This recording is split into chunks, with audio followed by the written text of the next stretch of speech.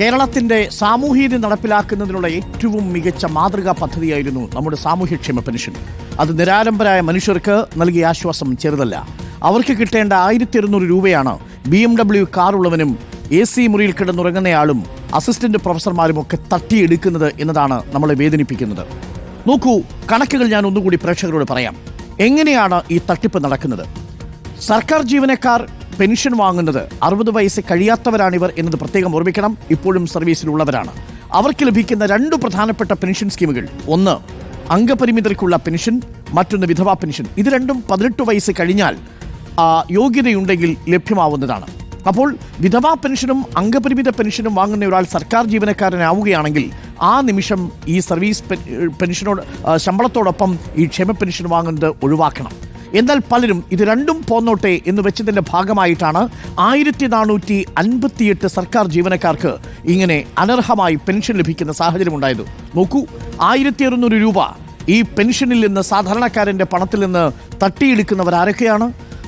2 assistant പ്രൊഫസർമാർ, ശരാശരി 80,000 മുതൽ 1 ലക്ഷം രൂപ വരെ ശമ്പളമുള്ളവർ.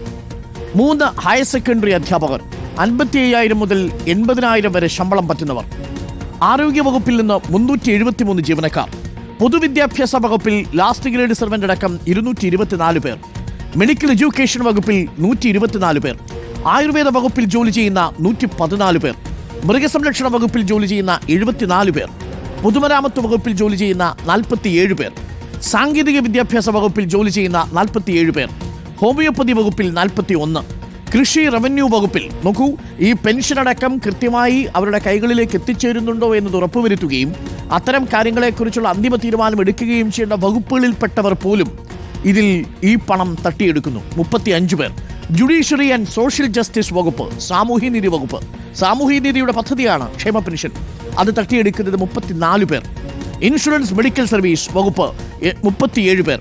കോളേജിയറ്റ് എഡ്യൂക്കേഷൻ വകുപ്പ് 27 പേർ. ഹോമിയോപ്പതി 25. BMW കാർ ഉടമകൾ, AC വീടുകളിൽ താമസിക്കുന്നവർ. നോക്കൂ, ഇവരാരും തന്നെ ഈ പെൻഷന് നിയമപ്രകാരം അർഹരല്ല. 2000 ചതുരശ്ര അടി വീടുള്ളവർ, സർവീസ് പെൻഷൻ പറ്റുന്നവർ, ഭാര്യയോ ഭർത്താവോ പങ്കാളി സർവീസ് പെൻഷൻ പറ്റുകയും ആ സർവീസ് പെൻഷൻ പറ്റുന്നവർ ആ സർവീസ് പെൻഷനോടൊപ്പം തന്നെ ഈ 1600 രൂപ ക്ഷേമ പെൻഷൻ കൂടി പറ്റുന്നു. BMW കാർ, 50 ലക്ഷം രൂപയിൽ കൂടുതൽ വിലപിടിപ്പുള്ള കാർ ഉപയോഗിക്കുന്നവർ പോലും 1600 രൂപ പെൻഷൻ പറ്റുന്നു എന്നതാണ് ഇതിൽ ഏറെ ഞെട്ടിക്കുന്ന കാര്യം. നോക്കൂ, കോട്ടക്കൽ പഞ്ചായത്തിലെ 7ാമത്തെ വാർഡിലെ 42 പെൻഷൻ ഉപഭോക്താക്കളിൽ 38 പേരും അനർഹരാണ് എന്നാണ് കണ്ടെത്തിയിരിക്കുന്നത്. ഇത് കേവലം ഒരു വീഴ്ചയായി കണക്കാക്കാൻ കഴിയുമോ? ഇതിനു പിന്നിൽ ഒരു ഗൂഢാലോചനയില്ലേ? കുറ്റകരമായ ഒരു അനാസ്ഥയും ജാഗ്രത കുറവുമില്ലേ? സാധാരണക്കാരന് ലഭിക്കേണ്ട പെൻഷൻ പണം അതിസമ്പന്നർ കൊള്ളയടിച്ചു കൊണ്ടുപോകുന്നത് നമ്മൾ എത്ര കാലം കണ്ടു നിൽക്കും? ധനവകുപ്പിന്റെ പരിശോധനാ വിഭാഗമാണിത് കണ്ടെത്തിയത്. അതിനെ തുടർന്ന് വിജിലൻസിന്റെ പരിശോധനയ്ക്കാണ് ഉത്തരവിട്ടിരിക്കുന്നത്. മറുപടി പറയണം ഉത്തരവാദിത്തപ്പെട്ടവർ.